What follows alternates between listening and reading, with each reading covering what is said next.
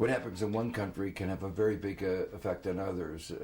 The U.S. failure to regulate adequately its financial markets, allowing toxic mortgages, other risky products like some of the credit default swaps, has had global consequences. We exported about half of our toxic mortgages to Europe, and so the European banks are suffering like our banks.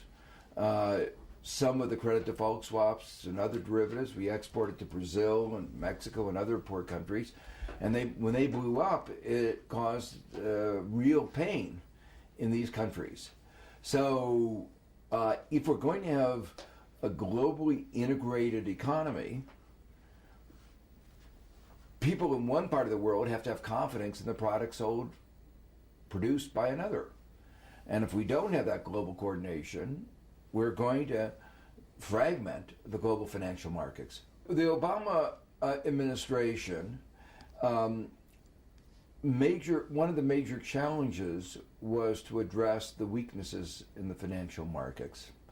But unfortunately, it didn't begin with any vision of where we wanted to come out. There was clearly something wrong with our financial markets. The fact that they didn't function, they didn't do what they're supposed to do, they didn't allocate capital well, they didn't manage risk,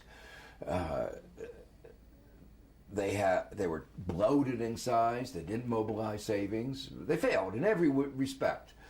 Not all of them, a few of them provided finance for Google and other innovations, but for the most part, most of the money, a huge amount of liquidity went to where it should not have gone. So you have to say it failed. And that means you have to restructure it. Well, part of restructuring is having good regulations.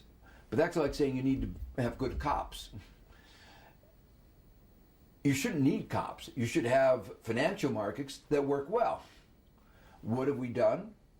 One of the problems is that we had some banks that were too big to fail.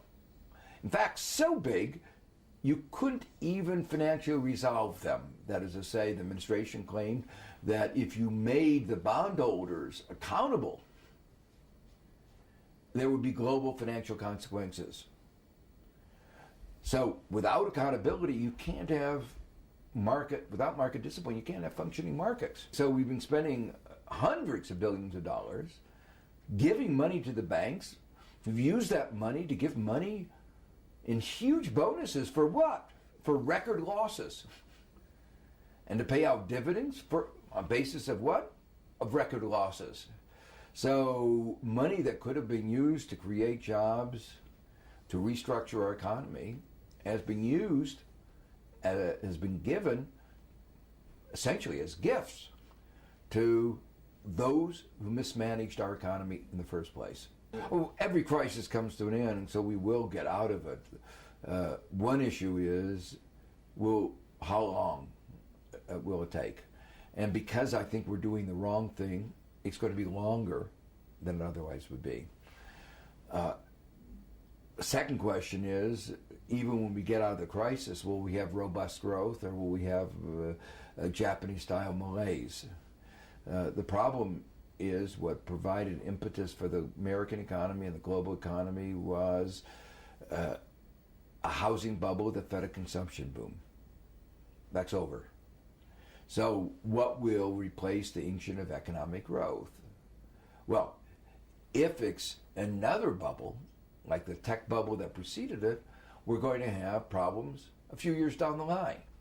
So unfortunately right now, we don't, in our economic strategy, have no strategy for creating the basis of sustained and stable growth going forward.